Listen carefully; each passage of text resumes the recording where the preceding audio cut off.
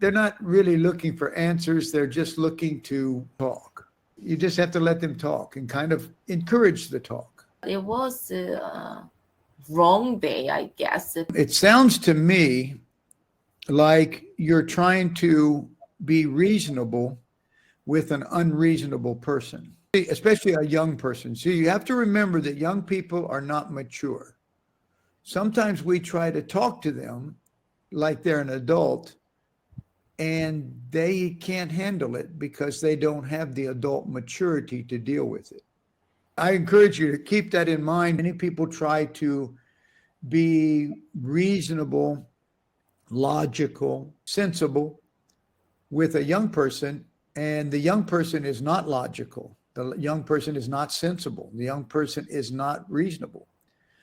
And so when you said, I only got 3 hours of sleep last night, so I was not feeling well. An adult would understand that that puts you out of sorts. But an immature person doesn't get it.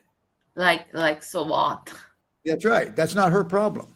So yes, I would encourage you, remember, it's not her fault. It's not like if she was 30 years old and doing like that, that would be very rude. That would be very disrespectful. But young people have no idea what respect is. They really don't. They might know the definition of respect, but they don't know how to give it and receive it.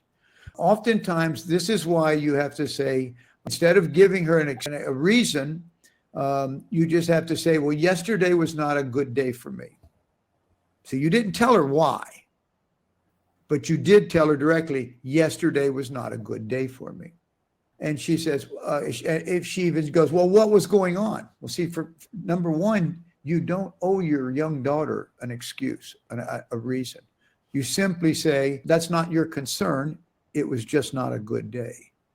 Mm-hmm, mm-hmm. And so this is how you push back against even an adult that is being unreasonable. An adult that's being unreasonable, they go, well, Claire, where were you yesterday? And you say, well, I had something I had to take care of. And they say, what was it? And you go, well, that's not important. I had something to take care of. That's so right. So yes, I would just encourage you. Sometimes we have to outthink people. You and I speak on an adult level, and so you realize you don't have to outspeak me. You don't have to manipulate or change things around. But not everybody's like that. Not every adult is like that. There are some adults that are absolute idiots. And so once you realize this person's an idiot, you have to deal with them like they're an idiot.